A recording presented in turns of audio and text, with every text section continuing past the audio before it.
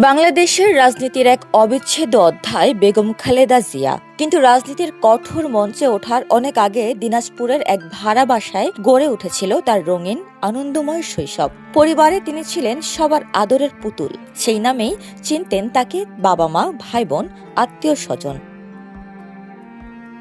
১৯৪৫ সালের ১৫ই আগস্ট পশ্চিমবঙ্গের জলপাইগুড়িতে জন্ম হয় খালেদা জিয়ার। ১৯৪৭ সালে পাকিস্তান প্রতিষ্ঠার পর বাবা ইস্কান্দার মজুমদার পরিবার নিয়ে চলে আসেন পূর্ব পাকিস্তানে। ব্যবসায়িক সূত্রে বসতি গড়ে ওঠে দিনাজপুরে। সেখানেই কাটে তার শৈশব ও কৈশোর।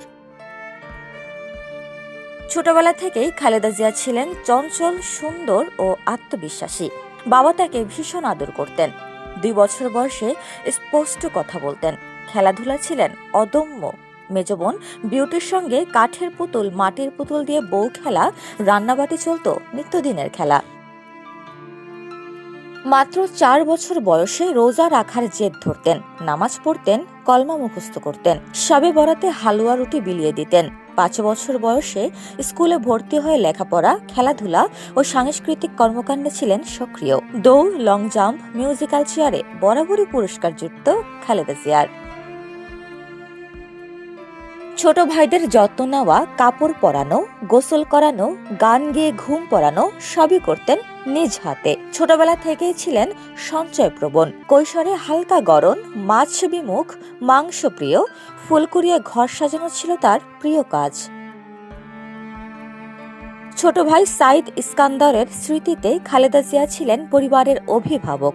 একবার মুড়ি চুরি করে থুতনি কেটে গেলে প্রাথমিক চিকিৎসা ও হাসপাতালে নেওয়া সবই তিনি করেছিলেন। বড় বোন খুরশিদ জাহান মনে করেন খালেদা জিয়া ছিলেন প্রশ্নপ্রবণ। ভাষা আন্দোলনের খবর শুনে জানতে চাইতেন কেন গুলি, কেন উর্দু চাপিয়ে দেওয়া হচ্ছে। মেজ বোন সেলিমা ইসলাম বিউটির চোখে পুতুল ছিলেন দৌড়ে সবার আগে থাকা এক দুরন্ত মেয়ে। শীতের রাতে লেপ টানাটানি, সামান্য ঝগড়া, সব মিলিয়ে প্রাণবন্ত শৈশব।